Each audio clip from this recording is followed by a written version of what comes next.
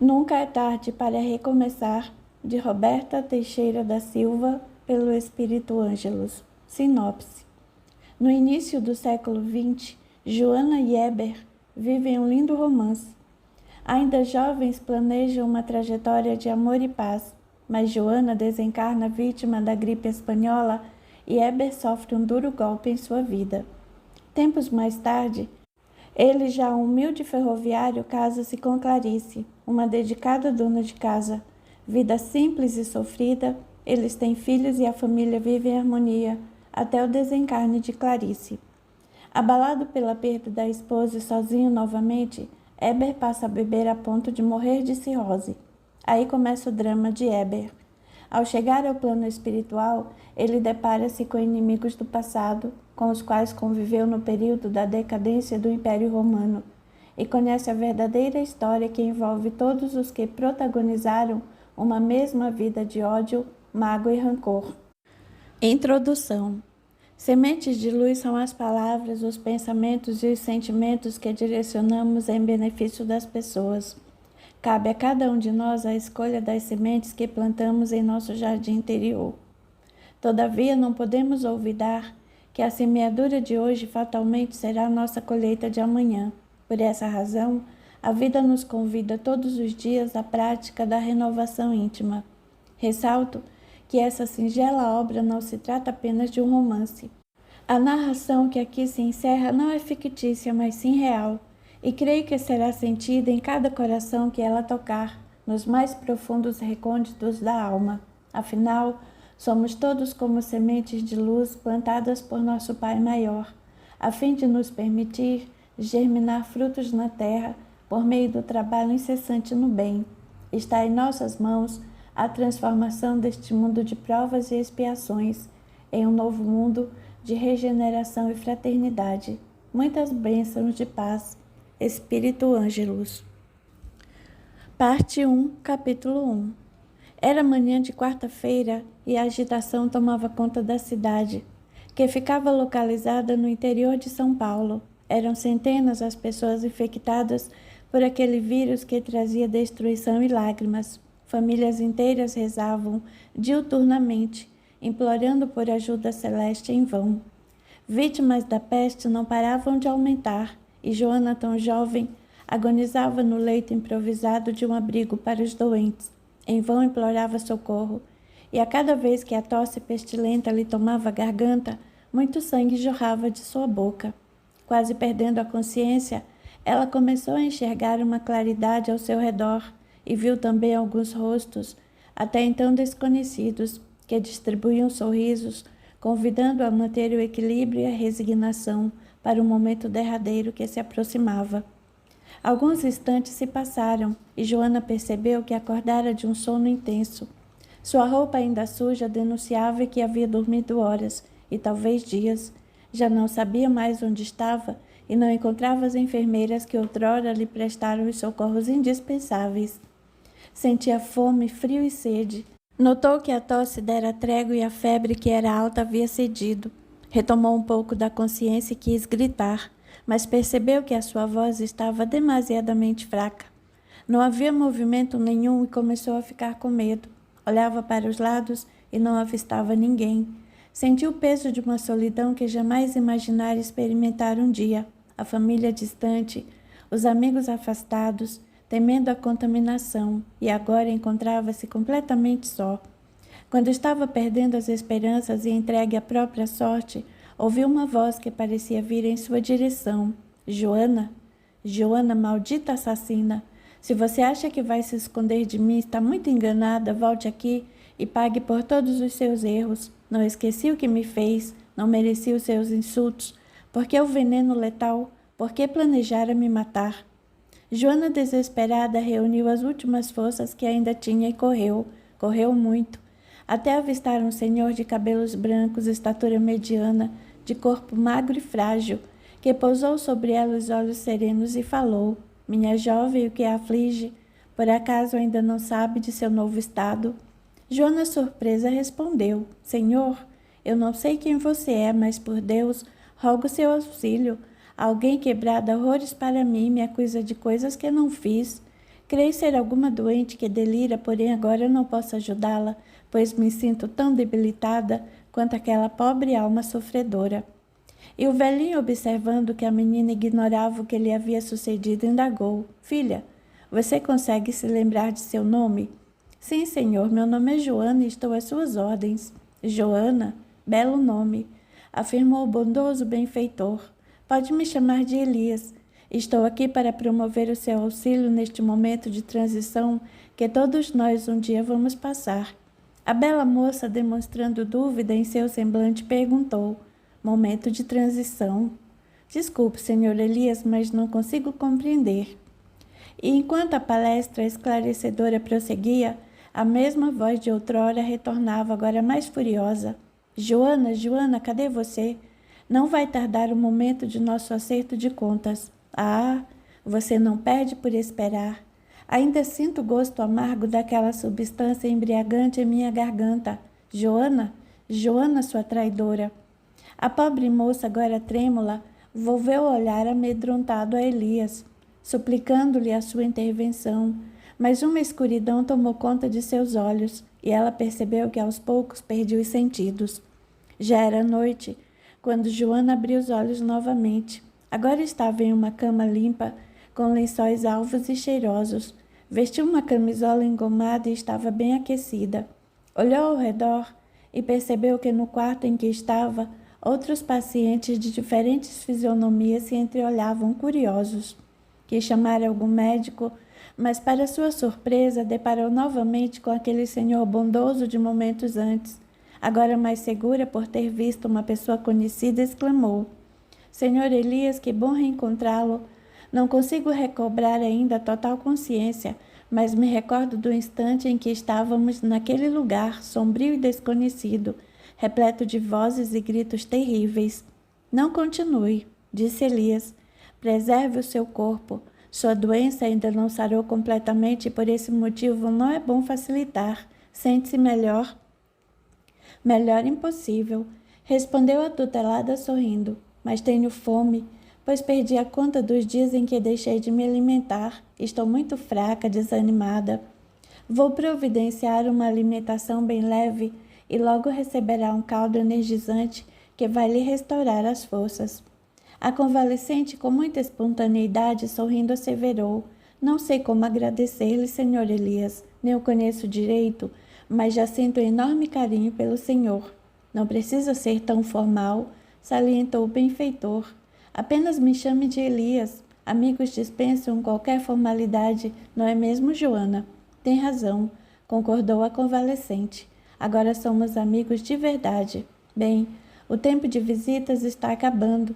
É preciso respeitar o horário de forma rigorosa, a fim de evitarmos quebrar a rotina do hospital. Afinal de contas, temos outros colegas enfermos que necessitam do repouso reparador. Inclusive, mocinha, era o que deveria fazer, brincou de forma paternal o abnegado instrutor. Não conseguiria. Acho que dormi muito além do que imagino. Preciso apenas me alimentar. De qualquer maneira, Deus há de retribuir tudo o que o Senhor quer dizer, o que você fez por mim. Ora, Joana, não se preocupe com nenhum tipo de retribuição pelo que estou fazendo por você. Saiba que o bem que faço vem do fundo do meu coração. Aliás, todo bem feito aos outros traz muito mais benefícios a quem o faz do que aqueles a quem ajudamos. Amanhã, neste mesmo horário, volto para vê-la. Fique em paz. A claridade invadiu o quarto em que Joana estava internada. Era dia, o sol brilhava como nunca. A tutelada de Elias ainda permanecia surpresa com a reviravolta que sua vida havia dado, mas agora se sentia melhor. Os espasmos, a febre e o mal-estar já não eram mais incômodos. No lugar de todos esses sintomas, sentia uma energia revigorante, como se tivesse nascido de novo. Apenas refletia na rapidez dos atuais acontecimentos e não conseguia entender como saíra do abrigo que estava com as outras vítimas da peste. O que lhe teria acontecido? Joana era uma jovem de apenas 15 anos terrestres, mas seu espírito era muito iluminado. Como todos os humanos, ela cometera muitos erros, porém o seu desencarne ainda precoce fez parte do resgate de alguns débitos que contraíra em um passado distante. Já no nobre espírito Elias, era um missionário, trabalhava com afinco na seara de Jesus, em uma colônia espiritual chamada Ceareiros do Bem. Ele havia partido da terra centenas de anos atrás e dedicava exclusivamente ao auxílio dos recém-desencarnados. Foi designado pelo plano espiritual para tutelar Joana a pedido de Clara, uma amiga da jovem, em uma vida pretérita. Essa benfeitora já alcançara uma boa condição de elevação moral e, por essa razão, havia se tornado merecedora da dádiva de auxiliar um ente querido no mundo dos espíritos. A primeira tarefa de Elias era esclarecer a recém-chegada acerca de sua atual condição de desencarnada.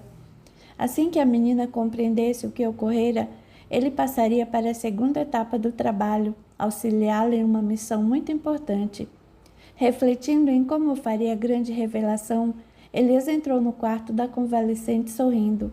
Como vai, bela jovem? Vejo que já voltou a ficar corada, sente-se bem agora? Elias, que bom revê-lo, disse a interpelada, demonstrando simpatia. Estou ótima.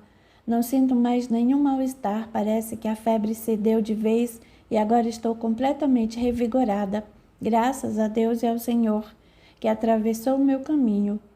O bondoso benfeitor, feliz com o entusiasmo demonstrado pela sua mais nova tutelada, indagou. Joana, trouxe-lhe um vestido florido e alegre. Peço que tire essa camisola e venha passear comigo pela cidade. Aceita o meu convite? A convalescente, contente pela possibilidade de poder voltar a respirar puro, respondeu demonstrando alegria.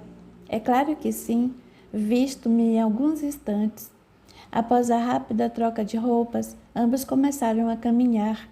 Não demorou muito para a moça se deslumbrar diante da abertura dos grandes portões dourados do hospital. Isso porque logo que saiu, avistou um imenso jardim, cujas flores ornamentais contavam com várias espécies e cores variadas. Além da maravilhosa paisagem floral, havia uma imensidão de árvores verdejantes, umas até com alguns frutos que para ela eram desconhecidos. Encantada com tamanha beleza, questionou: Elias, que lugar é este? Não me recordo de ter passado por nenhum local parecido antes. Não me lembro desta praça, deste hospital. Acaso estamos em alguma outra cidade? Minha querida jovem, é exatamente sobre isso que quero lhe falar. Não se surpreenda por ter a sensação de que nunca esteve aqui, pois você tem razão. Se tiver paciência, prometo lhe explicar tudo sem esconder nenhum detalhe. Elias, disse a jovem um pouco apreensiva, saiba que não tenho pressa. Ouvirei tudo o que tem a me dizer, pois preciso de explicações para as dúvidas que me assolam a mente. Se está pronta, então começarei a falar, informou o benfeitor. Joana, serena e com um olhar penetrante, foi dominada por um leve torpor, e sob a influência dessa energia, prontificou-se a escutar o seu mais novo protetor com extrema atenção. Elias, muito experiente na conversação com espíritos recém-chegados do plano terrestre, começou a palestra. Joana, minha filha, o que os seus ouvidos escutarão agora talvez soe de forma surpreendente, porém saiba que muitas das verdades em relação à nossa existência ainda se escondem sob o véu do esquecimento, que se dá por um período mais ou menos curto, que coincide com o nosso tempo de vida na Terra. O que tenho a lhe revelar é que a vida não cessa nunca. Somos espíritos imortais, necessitados de evolução, pois esta é uma das grandes leis divinas. Progredir faz parte do processo evolutivo e, para tanto, somos submetidos a verdadeiras provas, que nada mais são do que oportunidades que temos de demonstrar que aprendemos as lições do Evangelho de Jesus. E, dirigindo-se a Joana, inquiriu: Você conhece a vida do nosso Mestre Jesus? Sim, a aprendiz aqueceu com a cabeça. Jesus foi o maior exemplo de bondade e amor que já esteve entre nós. Mas quase não tive a oportunidade de conhecer a sua história, pois logo adoeci, e apenas uma das enfermeiras, de vez em quando, repetia algumas de suas parábolas para acalmar a dor dos enfermos. Bem, prosseguiu Elias, Jesus Cristo foi o precursor do amor entre os homens.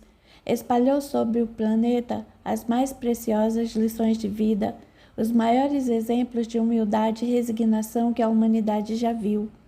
Entre suas promessas de um reino mais justo e bom, disse que enviaria à raça humana um consolador, cuja missão precípua era a libertação de consciências para uma verdade real e esclarecedora. É sobre uma dessas verdades que quero conversar com você. Joana abriu mais os olhos azuis, expressando grande ansiedade por aquelas palavras que a partir daquele instante iriam se tornar tão importantes em sua vida. E o velho espírito, sempre bondoso, continuou a palestra um pouco mais sério. Querida, todos nós temos um tempo mais ou menos previsível de vida na Terra. Antes de sermos homens ou mulheres, fomos criados por Deus, nosso Pai Celestial, simples e ignorantes, dotados de livre-arbítrio. Podemos fazer as nossas próprias escolhas, mas sempre temos de arcar com as consequências de nossos atos. Aprendemos a teoria, contudo, após uma jornada de estudos, temos de colocar em prática o aprendizado recebido, tal qual um educandário. Somente logramos a promoção quando conseguimos a nota ideal. Assim também acontece com a experiência evolutiva. Vivenciamos escolhas, aprendemos, erramos, sofremos e fazemos sofrer. E tudo isso volta para nós, a fim de nos fazer crescer como pessoas e aprender a cultivar o amor e o bem em nosso coração.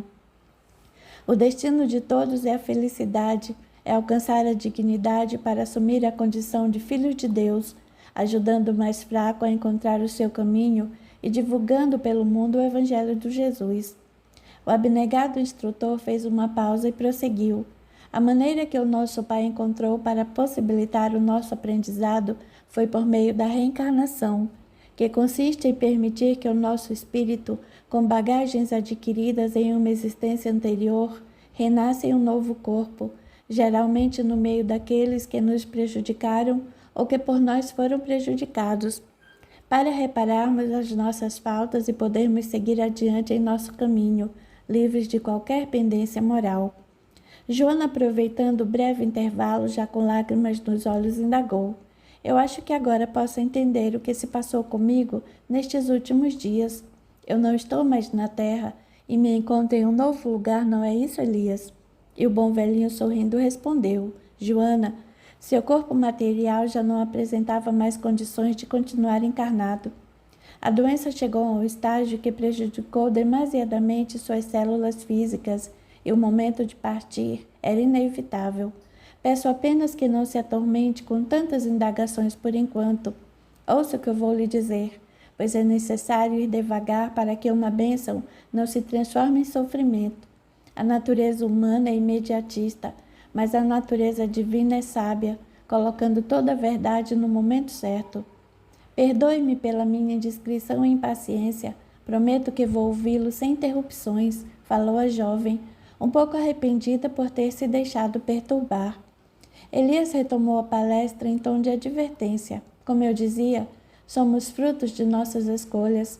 Não nos é dada a faculdade de recordarmos todas as experiências que tivemos, pois se assim fosse, não obteríamos o êxito desejado, uma vez que seria impossível conviver no mesmo círculo de pessoas que prejudicamos ou que nos prejudicaram em outra época. Ainda não temos essa evolução moral. Por essa razão, Deus, em sua infinita misericórdia, concede-nos a graça do esquecimento, semelhante a um novo alvorecer, para que tenhamos uma nova chance de fazer diferente e modificar o nosso presente, semeando o futuro melhor. Nossa! Exclamou a tutelada. Como Deus é perfeito e justo! Agradeço a Ele todos os dias por tê-lo colocado em meu caminho. Joana, prosseguiu Elisa em tom grave, você tem uma grande missão pela frente e eu estou aqui para auxiliá-la a dar os primeiros passos nessa tarefa bendita. Contudo, ressalto que para sermos caridosos com os outros, necessitamos estar com o nosso coração limpo de qualquer mágoa, ressentimento ou rancor, por qualquer que seja o motivo. Um cristão consciente de seus deveres sabe que antes de qualquer coisa é necessário plantar em nosso íntimo o perdão das ofensas. Por acaso, minha jovem, você sabe o que significa a palavra perdão? E a recém-chegada, em tom sereno e firme, respondeu: perdoar significa entender que o aparente mal que alguém nos fez é fruto de sua ignorância para com as leis divinas. Em síntese, aquele que pratica o mal quase sempre ignora que a consequência de seu ato só vai repercutir nele próprio. Após uma rápida reflexão, Joana complementou: perdoar também é desculpar o equívoco, sem julgar a atitude de quem ofendeu. O estágio maior do perdão é o esquecimento da falta, pois com isso, aquele que perdoou estará livre de qualquer laço negativo com quem o prejudicou, libertando-se para prosseguir em seu caminho. Elias, um tanto surpreso, mas feliz, observou: está vendo, Joana, como somos espíritos ricos de aprendizado? Pelo que eu li em sua ficha aqui na colônia, não me lembro de ter visto que estudou algo sobre religião na sua última existência.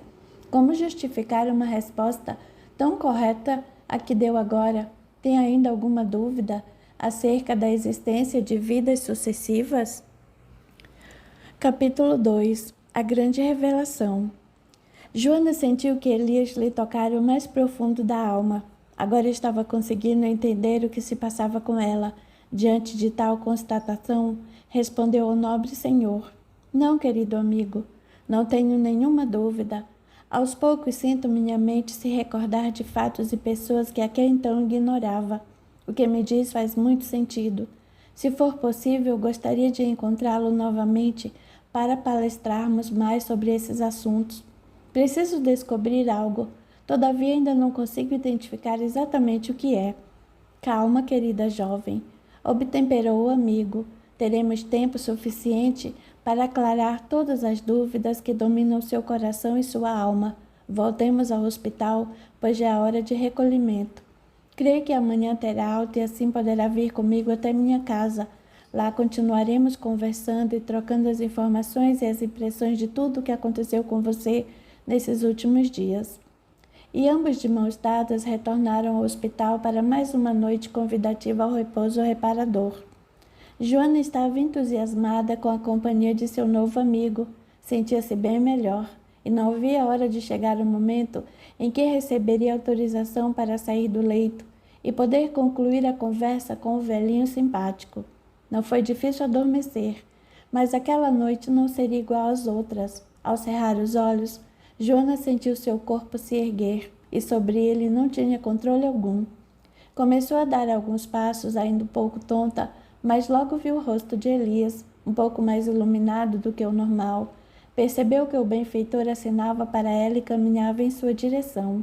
Elias? Indagou a jovem. O que está vendo? Por que estamos aqui? Estou estranha, por favor. Pode me explicar o que está acontecendo? E com a serenidade que lhe era peculiar, o amigo respondeu com outra indagação. Preparada para assistir ao filme da sua vida? Antes mesmo que Joana pudesse pensar, um grande clarão se fez na sala em que estavam, e ela observou uma enorme tela de TV semelhante ao cinema terrestre. Foi informada pelo amigo de que o filme transmitido na tela era sobre sua própria existência. Ligeiramente pálida, a menina assistia atentamente às cenas que se desenrolavam diante de seus olhos. Viu uma mulher jovem, de cerca de 20 anos, sentada sobre uma cama forrada com lençóis de seda pura, em um quarto enorme, olhando-se diante de um espelho. Ela penteava os cabelos claros e longos quando gritou: Ana, onde você está? Será que eu vou ter de falar de novo que não gosto que empilhe as escovas de cabelo desse jeito? Tenho pressa e preciso me arrumar. Senhora, eu estou aqui, perdoe-me. Fui amamentar o meu filho e ele acabou demorando a adormecer. Perdão novamente, respondeu a serviçal. A senhora, embora contrariada, desabafou. Tudo bem. Desculpe a minha impaciência, mas sabe como é o Brutus? Não consegue esperar um segundo sequer e eu preciso estar pronta, senão... Não peça desculpas, senhoras. É meu dever servi-la o que deseja. A princesa, demonstrando certa arrogância, ordenou. Preciso de um vestido bem bonito. Hoje é noite de gala e tenho de descer deslumbrante para que Brutus se orgulhe de mim. Não vejo a hora de nos casarmos para eu ser a grande rainha. Vá, ajude-me rápido. E a escrava respeitosamente assentiu com a cabeça. Após alguns instantes, A bela princesa Cristal saiu de seu camarim, exibindo um lindo vestido de cetim verde claro, coroada de joias preciosas, e nos cabelos cacheados e louros um belo penteado. Senhora, exclamou a serva admirada, como está radiante, uma verdadeira dama. O futuro rei não conseguirá desviar-lhe o olhar, minha futura rainha. Ora, Ana, sua opinião é suspeita, interrompeu Cristal. Quero ver mesmo a reação dos nobres, assim que eu descer as escadas do imenso salão. Então vá, apressou-se a serviçal. Todos aguardam impacientemente. Cristal bateu à porta do seu aposento e logo apareceu no saguão superior do enorme castelo.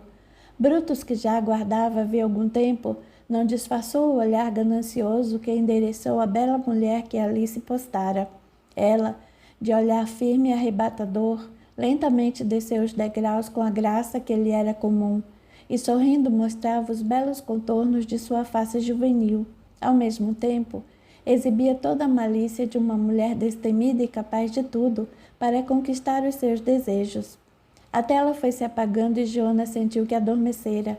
Ainda com as impressões da noite, ela ouviu o ruído dos pássaros que anunciavam um novo dia de sol. Sentiu que despertara de seu sonho, porém, tinha a sensação de não ter adormecido. Acabou surpreendida pelo chamado de um enfermeiro que era portador de boas novas. Senhorita Joana, tenho a honra de informar que o nobre Elias se encontra à sua espera na sala principal. O médico já lhe deu alta e a senhorita está livre para prosseguir em seus afazeres. Desejo-lhe uma boa sorte. Joana, esboçando um sorriso de gratidão, endereçou-lhe um olhar afetuoso e respondeu: Cleiton, você é um bom homem. Obrigada por tudo o que fez por mim. Não costumo esquecer aqueles que me auxiliam. O enfermeiro, um pouco ruborizado, correspondeu aos elogios e arrematou: Senhorita, sua companhia é muito benquista. Volte quando desejar. E a bela jovem avistou seu mais fiel amigo no jardim do grande hospital, pronto para levá-la consigo. Elias sorriu e cumprimentou sua tutelada, convidando-a para acompanhá-lo até a sua residência, que ficava próxima ao hospital. Durante o trajeto, Joana, não conseguindo disfarçar a sensação de inquietude que carregava em seu íntimo, indagou gentil: Elias, esta noite algo muito estranho aconteceu comigo. Estava inebriada de sono e assim que adormeci, vi que o meu corpo permanecia inerte, mas a minha mente estava consciente. Avistei você entrando em meu aposento, querendo me levar a algum lugar. Sem titubear e confiante, levantei-me do leito e o segui até uma grande sala, onde havia uma enorme tela de TV que mostrava algumas cenas que me eram familiares, mas ao mesmo tempo um tanto quanto confusas. Vi que havia uma bela mulher se arrumando e se enfeitando para recepcionar um grande rei que a esperava em um castelo nobre e rico. Entretanto, o filme não havia chegado ao fim quando me vi novamente deitada em seu leito. Sabe me explicar o ocorrido? O amigo, já esperando por aquele questionamento, com semblante seguro, esclareceu: Querida jovem, vou tirar algumas de suas dúvidas.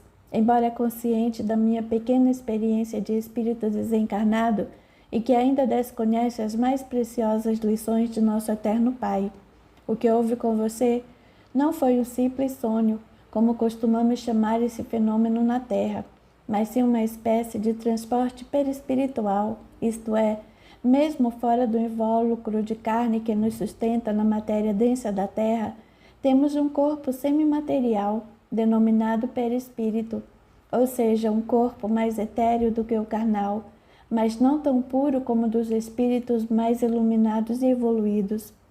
Quando precisamos, temos a possibilidade, com a ajuda de especialistas, de sair desse corpo perispiritual para nos transportarmos para outros lugares, como aconteceu com você.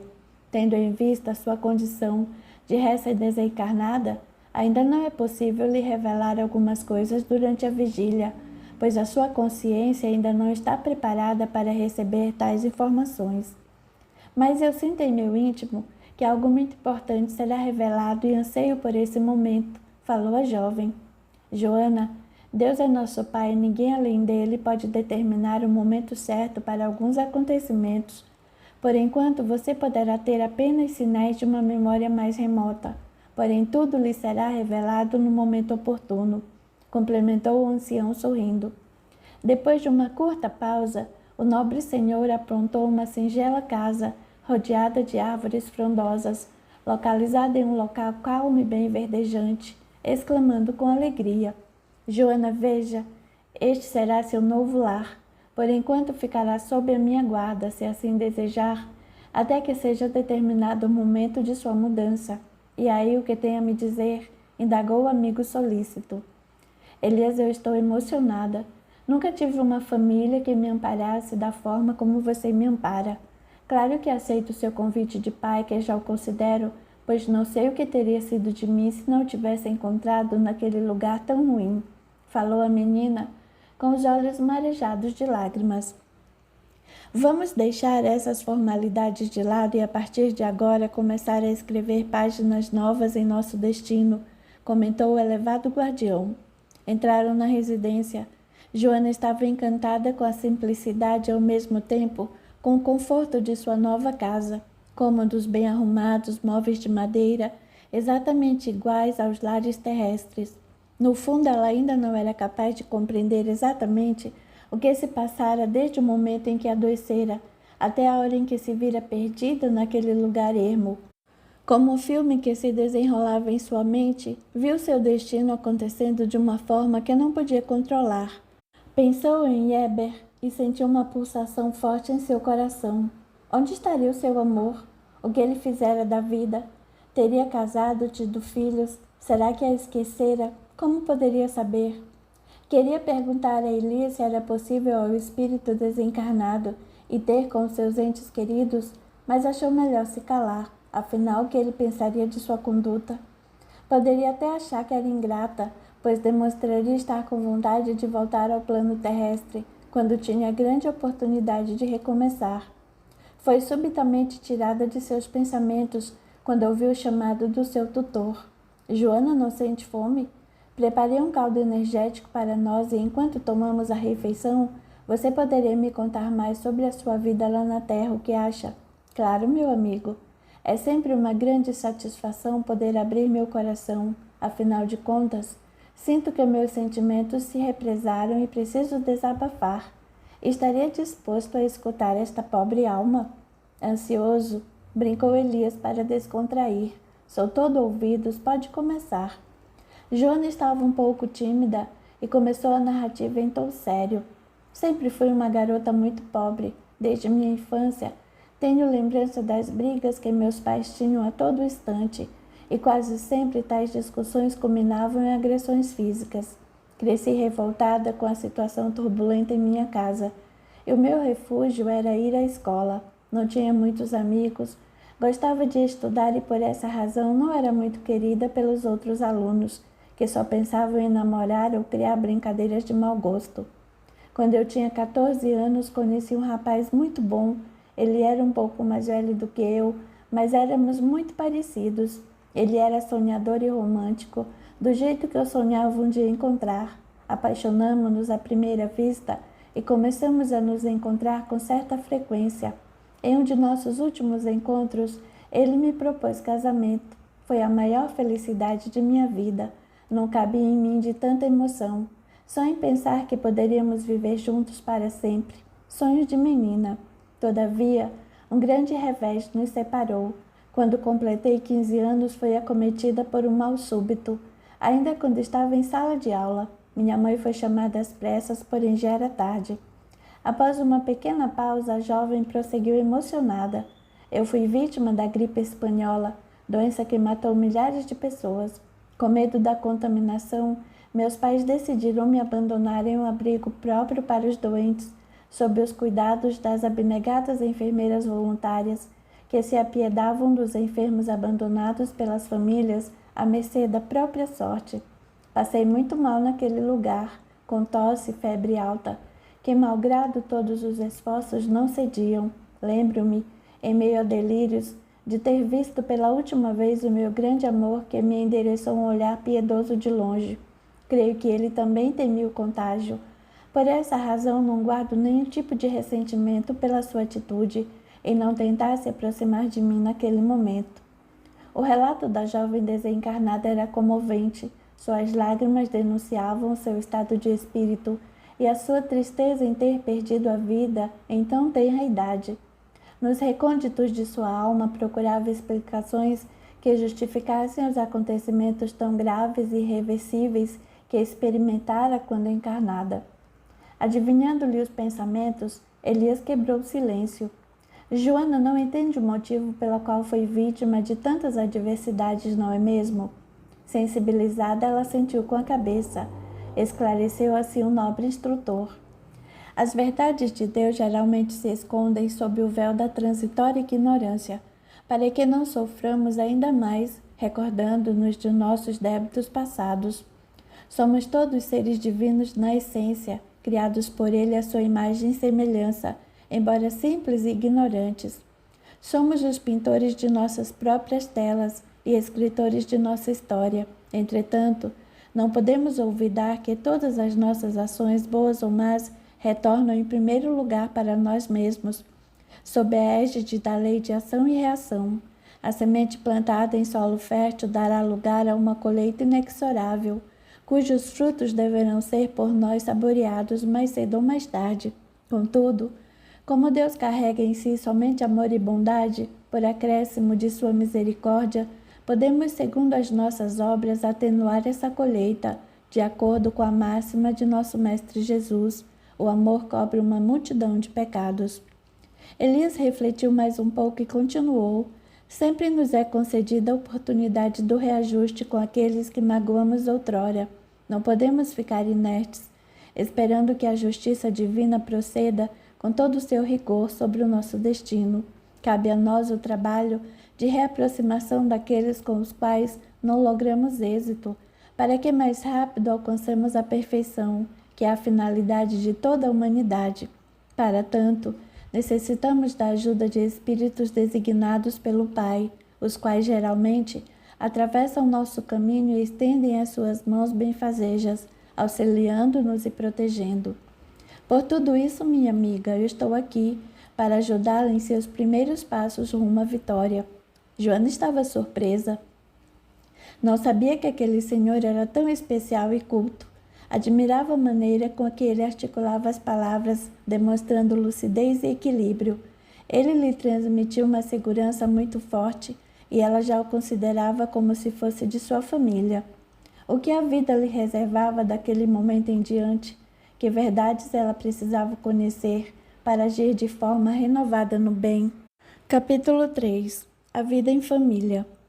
Éber estava decepcionado com a vida, pois completara 50 anos e não realizara nem a metade de seus sonhos. Quando jovem, aspirava a desposar Joana, uma garota deslumbrante, de aparência angelical que lhe conquistara o mais forte dos sentimentos. Com a amada, sentia-se plena em sua juventude, e ao seu lado projetou seus planos de vida longa e feliz. Conheceram-se na adolescência e enamoraram-se no primeiro encontro. Uma explosão de sentimentos tomou conta de seu âmago, sendo inútil encontrar qualquer tipo de explicação para algo tão intenso e puro.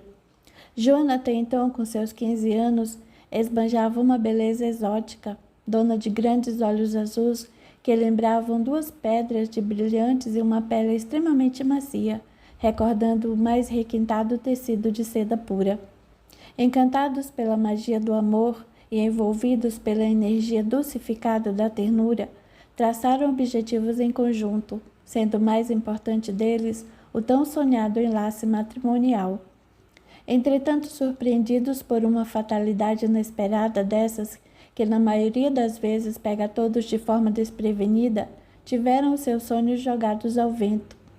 Joana, gravemente enferma, houvera contraído a gripe espanhola, a qual deixara milhares de vítimas, levando a graciosa debutante para a inevitável desventura.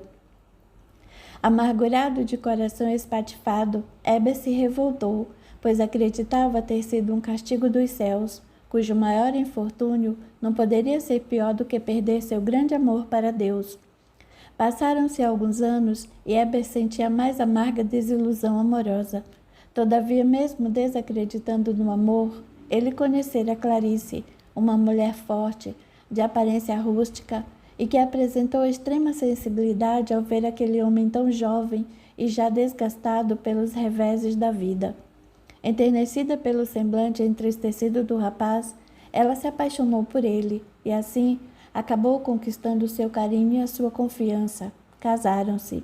Agora, muitos anos depois, Heber trabalhava todas as madrugadas em uma estação ferroviária, cuja atividade se resumia na manutenção e reparação dos trens da cidade. Os seus recursos financeiros eram quase insuficientes para o sustento da prole. Apesar do trabalho árduo, o operário não dispensava um aperitivo alcoólico antes de iniciar o seu labor cotidiano. A esposa também era bastante atarefada. Além de ter de dividir o seu tempo entre o trabalho fora e dentro do lar, também era mãe dedicada. Seus 2 filhos, João, de 7 anos de idade, e José Vitor, com 15 primaveras, reclamavam cuidados e atenção. A renda que ela oferia com seu trabalho de lavadeira, embora módica, era indispensável à família, pois complementava o salário de seu marido, possibilitando o sustento de todos. Seu maior desejo era dar um pouco mais de luxo aos filhos, devido à simplicidade de sua casa. No entanto, estava ciente de que a sua situação financeira precária a impedia de concretizar esse anseio, e resignada agradecia sempre a Deus pela bênção do trabalho. O crepúsculo já era visível quando Heber retornou ao lar. Mesmo sabendo que faltavam apenas 2 horas para o início de seu trabalho, havia passado o dia inteiro na rua bebendo com os amigos. Sua esposa, sempre atarefada, rogava-lhe auxílio, mas ele não se importava. Dizia que sua única obrigação de chefe de família era lhes garantir o sustento, e isso era o bastante. Havia tempos que a sua união com Clarice era frívola, afinal quase não se encontravam durante a semana, devido a uma incompatibilidade de horários em suas obrigações. Entretanto, não era apenas o conflito de tempo indisponível que contribuía para a distância do casal, mas sobretudo o amor que Heber ainda nutria por Joana. Muitas vezes, ele se pegava tentando decifrar o enigma fatal que cessara de vez com toda a sua esperança de ventura com seu grande amor. Contudo, nunca conseguira chegar a uma conclusão. Fracassado, procurava consolo no álcool e nos chamados amigos, que quase sempre ficavam reunidos em volta de mesas de bares diversos. Não acreditava em religião e era ateu, e à missa de vez em quando, somente para acompanhar a família, principalmente aos domingos pela manhã. Assim pensava que poderia ser perdoado pelos seus pecados se existisse mesmo um Deus juiz. Já Clarice se desdobrava em atenções com o marido, que na maioria das vezes não retribuía seu carinho. Ela se acostumara com o jeito rude de seu companheiro e orava por ele todas as noites, rogando a Deus que o protegesse e o perdoasse, pois ele ainda não era capaz de entender as grandezas da vida e da religião. Zelava pelo seu lar e pelos seus filhos, cuidando de tudo com extrema dedicação e afeto. Também carregava em seu coração as marcas de um passado distante, que se esforçava para esquecer. Quando criança, ela perdera a mãe em tenra idade e seu pai a abandonara em um orfanato. Lá crescer e aprender a duras penas, desde muito cedo, como lutar sozinha pela própria sobrevivência. No caminho para o trabalho, Heber estava mais sensível do que nos outros dias. Pensava em Joana com frequência e não entendia o motivo de ela dominar de forma tão impetuosa os seus pensamentos. Seu peito estava apertado e seus olhos rasos d'água. Procurava explicações, afinal de contas, passaram-se muitos anos desde o terrível dia de seu suposto desenlace, mas seus esforços eram todos em vão. Continuou caminhando intrigado, procurando reunir respostas às suas infinitas indagações. Era madrugada, a alvorada ainda estava distante, e Heber prosseguia com as suas considerações íntimas. Onde estaria Joana? Sabia que ela tinha adquirido a peste espanhola e na última vez que teve notícias agonizava em estado terminal. Sua covardia não o havia deixado constatar o que realmente acontecera de fato. Para ele, a morte dela era presumida fictícia. No fundo, ainda sentia uma pontada de esperança de encontrá-la viva em algum lugar do mundo. Foi subitamente interrompido em suas conjecturas por seu superior hierárquico. Heber, precisa ir para casa. Recebi um telefonema de seu filho que avisou que sua esposa está ardendo em febre. Melhor se apressar. Senhor, obrigado. Partirei nesse instante. E ávido em seus passos, Heber pressentia que algo ruim estava por vir. Por algum motivo sabia que era necessário correr, antes que o pior pudesse acontecer. Abriu a porta de casa e deparou com uma cena terrível. Clarice, molhada de suor, delirava palavras desconexas, e seus filhos desesperados não conseguiu dar conta de enxugar a fronte da mãe, que demonstrava um profundo abatimento. Balbuciando com grande esforço algumas palavras, Clarice sussurrou: Filhos, seja o que for que aconteça, saiba que os amo. Acho que pude contribuir com exemplos de como viver uma vida digna e honesta, e o meu maior presente é saber que um dia vocês vão se tornar homens de bem. A enferma não conseguia mais dizer uma só palavra. Olhou para o marido que a contemplava aflito, sem coragem de se aproximar. Um grande arrependimento tomava conta de sua alma, pois sabia que não tinha sido o companheiro que deveria. Uma mulher tão nobre como sua esposa não merecia ter um fim assim. Foi ficando revoltado, pois tinha a nítida certeza de que estava sendo castigado pela segunda vez, de um modo muito semelhante ao de outrora. Observou os filhos e por eles prometeu que lutaria até o fim. Atenderia o último desejo de sua esposa, que era fazer de seus filhos homens de bem. Assumiu esse compromisso e arrependido falou para a enferma: Clarice, minha fiel companheira de lutas, saiba que tenho consciência de que não correspondi ao seu afeto como deveria, mas me comprometo a zelar pelos nossos filhos e a fazer deles pessoas dignas. Perdoe-me por não estar à altura de uma mulher tão nobre quanto você. E ciente de que seus minutos eram exíguos, a humilde mulher, esboçando extrema dificuldade em reunir forças para responder, murmurou: Heber, cuide deles, mas também cuide de si. Com essas últimas palavras, ela cerrou os olhos carnais para toda a eternidade. Capítulo 4. O destino de Heber. Algum tempo se passou depois da morte de Clarice. Agora sozinho com os filhos, Heber se sentia mais responsável pela prole e estava cada vez mais abatido pelas lutas da vida. Seu filho mais velho, José Vitor, conseguira trabalho de ajudante em uma serralheria e, com o dinheiro que ganhava, custeava suas próprias despesas e ainda ajudava seu irmão mais novo, João, com vestuário, remédios, comida e outras coisas indispensáveis para a sobrevivência. Heber, cada vez mais atordoado, comprometia-se com a bebida alcoólica. No sabor amargo do álcool, justificava encontrar a paz, como dizia aos filhos. Já não ia mais ao trabalho como antigamente e deixou de lado o convívio social com a família. Algum tempo se passou e José Vitor, agora casado, era arquiteto e conseguira pagar a faculdade com o suor do seu próprio esforço. João, adolescente, seguia pelo mesmo caminho, trabalhando e estudando, para garantir um futuro glorioso como o do irmão. Ambos, contudo, lamentavam a vida do pai, derrubado pelo vício. Heber já não conseguia mais se levantar da cama, completamente entregue ao desânimo, apenas aguardava a morte chegar. Não sentia mais prazer em viver, pois queixas e reclamações faziam parte do seu cotidiano. Na verdade, apenas vivia de recordações de fatos que nunca aconteceram, mas que sempre desejou. Voltou por meio de seu pensamento algum tempo atrás, quando se apaixonou por Joana. Onde estaria aquela jovem que fez seu coração pulsar mais forte? O que teria acontecido se ele tivesse ajudado a recuperar a saúde em vez de se afastar, temendo o próprio contágio pela doença pestilenta? Como ele fora covarde! No momento em que sua amada mais precisou, ele deu as costas ao seu sofrimento. De fato, era merecedor do destino que teve, ou melhor, que escolhera para si. Concluiu que nem o amor de sua esposa Clarice deveria ter encontrado, pois nunca fora digno da ternura e da confiança que ela lhe depositara no leito de sua morte, quando confiara a ele a guarda e o bem-estar de seus amados filhos. Se existisse mesmo essa história de que os mortos podem observar os vivos, ficaria com vergonha da esposa, se ela o visse daquela maneira. Sentia pena de si mesmo. Estava acabado e sem esperanças, não queria mais viver. Perdido nesses pensamentos ruins, Heber adormeceu.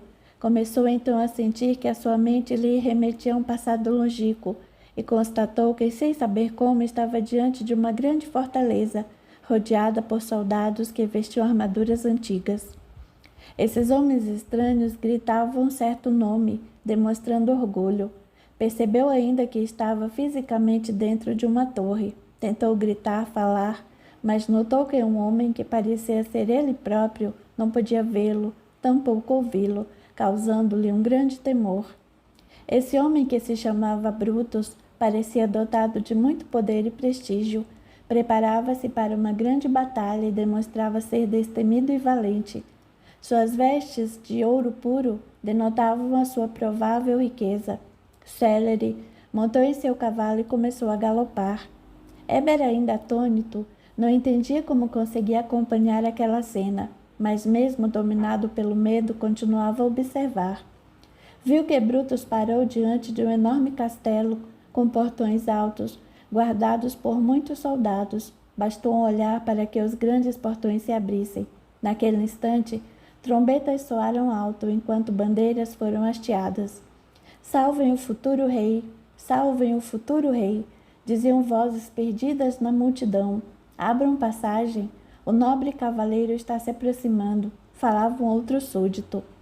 Heber, meio tonto, não conseguia entender como conseguia acompanhar a cena e, ao mesmo tempo, sem saber o que aquele homem estranho ia fazer, pois de um jeito totalmente inexplicável, sentia como se ele mesmo estivesse naquele cavalo com todas aquelas pessoas. Passado um tempo, avistou uma donzela no alto do castelo. Mesmo de longe, reconheceria aquele rosto em qualquer lugar. Seria Joana. Joana, Joana! Bradou Heber. Subitamente foi sacudido pelo filho João, que o despertara para mais um dia naquela manhã de sol. Aterrorizado com a experiência vivida, Heber acreditou que tudo não passara de mais um devaneio promovido pelo excesso de álcool. Mais alguns anos se passaram na terra e Heber já não gozava de plena saúde. A bebida alcoólica já havia sugado as energias vitais de seus órgãos e a cirrose hepática já lhe tomava o fígado. Seus filhos já não lhe dispensavam tantos cuidados e ele, em vão, tentava manter algum resquício de forças. Pressentindo que a sua vida se despedia célere, reuniu os rapazes e o advertiu. Filhos queridos, não se entristeçam por mim. Fui omisso e relapso na educação de vocês, e não fosse por sua mãe, tenho certeza de que jamais teriam esse caráter reto e honesto que tanto me orgulha e alegra. Quero pedir-lhes perdão por tudo o que deixei de fazer e de exemplificar. É lamentável darmos conta de nossos erros e faltas no momento em que temos certeza de que não dispomos de mais tempo para retificar certas atitudes. Parou por um momento e com mais dificuldade prosseguiu. Não gostaria de vê-los desanimados, ao contrário, vai me alegrar muito saber que lograram êxito nos objetivos que determinaram, pois é assim que deve ser. A vida segue o seu curso e não devemos nunca nos deixar abater pelas adversidades, afinal a morte faz parte da vida. Sem deixar que o pai terminasse, José Vitor, comovido, implorou: Papai, por favor, não nos deixe. Ainda precisamos muito de sua companhia, de seu afeto. Não fale mais nada, deve descansar para economizar energias. Heber, desgastado pela precariedade de sua saúde, retrucou em tom sereno: Agora é tarde. Sinto que meu tempo se esgota. Embora eu nunca tenha realmente acreditado, penso que a única coisa a fazer seja confiarmos em Deus, meus filhos. É para Ele que eu os entrego neste momento. Antes que ele pudesse prosseguir, sentiu uma intensa dor abdominal e assim se tornou uma vítima fatal da enfermidade que ele mesmo provocara. Decorrido certo lapso temporal de sua crise, Heber sentiu que as dores ainda o incomodavam, mas já conseguia abrir os olhos. Percebeu que, apesar do seu estado instável, ainda mantinha consciência de tudo. Tentou chamar pelos filhos, mas foi em vão. Olhou ao seu redor e notou que estava em um lugar diferente de seu lar. Começou a concatenar alguns pensamentos. Como vim parar aqui? Onde estão os meus meninos? Não consigo me mexer direito. Não creio que vim para cá sozinho, está tudo muito estranho e confuso. Antes que pudesse chegar a qualquer conclusão, avistou duas pessoas que o observavam misteriosas. Percebendo a presença daqueles estranhos, indagou: Por favor, um de vocês dois poderia me dizer onde estou? Que tipo de lugar é este? As entidades riram sarcasticamente, e uma delas respondeu em tom jocoso: Ora, ora, acaso não sabe que lugar é este? Já ouviu falar em inferno? Não compreendo o que diz, menos ainda o motivo da brincadeira, disse Eber. Pois então terei o prazer de lhe explicar o que aconteceu, retrucou a entidade. Você está em um lugar onde ninguém poderá encontrá-lo, está sob o nosso poder. O enfermo sentiu seu coração congelar e suas pernas tremerem. Não podia entender por que aquelas pessoas teriam interesse em sequestrar alguém pobre e doente como ele. Temendo pelos filhos, falou suplicante: Por favor, façam o que quiserem comigo, mas não machuquem meus filhos. A abominável entidade respondeu sarcasticamente: Eber, meu velho, fique tranquilo. Não temos nenhum interesse em pegar os seus filhos. Nosso único objetivo já foi conquistado, você. E por que tanto interesse em um homem pobre e doente? Já estou à beira da morte, o que poderia ser pior? A outra pessoa que se mantivera quieta resolveu manifestar-se e, dirigindo-se diretamente ao prisioneiro, ordenou: Cale-se. Falou além do que podia. Basta de indagações. Agora chegou a nossa hora de mandar, e o seu único dever é obedecer. Eber sentiu medo. O tom daquele infeliz provocou terror aos seus ouvidos. Percebeu que o caso era mais sério do que imaginara e achou melhor obedecer. Ainda sentia náuseas em razão da doença e sua cabeça fervilhava de indagações. O que estaria acontecendo? Como ele fora parar naquele lugar em poder daquelas pessoas terríveis? Não tinha inimigos, pelo menos não tão sério a ponto de lhe quererem lhe fazer algum mal. Não havia mais ninguém além deles e agora estava entregue à própria sorte. O que fazer doravante? Lembrou-se de que, quando criança, sua mãe lhe ensinara a rezar quando sentisse medo, e foi o que ele fez. Em pensamento, suplicou aos céus alguma ajuda, mas lembrou que se esquecera da maneira de orar, pois nunca acreditara realmente em Deus. Concluiu que era melhor deixar as coisas acontecerem e esperar. Quebrando o silêncio, um dos algozes falou: Vamos levá-lo ao chefe. Ele ficará satisfeito em saber que cumprimos a nossa missão de forma indefectível. Ele se orgulhará de nos ter em sua equipe. O outro comparsa sorriu e dirigiu um olhar provocador ao homem prisioneiro, obrigando-o a se levantar do chão e seguir com eles. Eber estava aterrorizado. Não reconhecia aquele lugar tão escuro e pavoroso. Olhava ao redor e escutava gritos, gemidos, mas não via as pessoas. O que avistava eram somente sombra e chuva. Morrendo de fome e de sede, sentia que as suas últimas forças esvaíam-se e, totalmente fraco, caiu. Uma das entidades se irritou e bradou: Levante-se, criatura fraca. Se cair mais uma vez, será esbofeteado até se levantar. Onde está o homem forte e corajoso de outrora? Como pode ter virado este traste de hoje? Quem diria que um dia eu olharia para você de forma superior como agora? Após a ofensa, deixou escapar intensa gargalhada. Eber se sentia humilhado e inerte. Não sabia quanto tempo permaneceria sob a guarda daqueles seres infelizes. O seu único desejo era chegar ao destino logo, pois não aguentava mais caminhar na penumbra daquele vilarejo sombrio. Entraram em uma espécie de fortaleza. Um dos homens se fez anunciar e uma grande cancela, devidamente vigiada por sentinelas mal encaradas, abriu-se. Conseguiu visualizar uma multidão de seres estranhos, encapuzados e perversos. Sentia que algo de muito ruim estava para acontecer, mas permanecia calado. Logo que ingressaram na fortaleza, um homem grosseiro veio recebê-lo, perguntando aos algozes: Vocês trouxeram a encomenda? Félix ficará furioso se souber que falharam.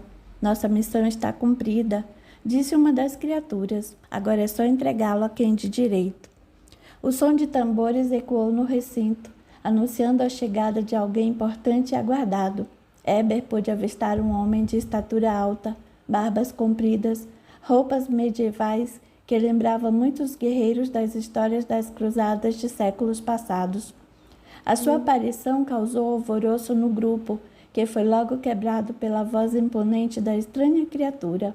Companheiros de ideal, hoje é um dia muito especial para todos nós. Como sabem, designei 2 soldados para uma missão de resgate que logrou o êxito esperado.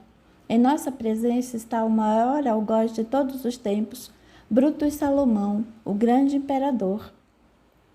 Após um grito coletivo das criaturas, o líder continuou seu discurso com ironia. É uma grande honra para todos nós recebermos uma personalidade tão importante. Este momento foi aguardado de forma especial. Finalmente poderemos nos vingar deste detestável ser.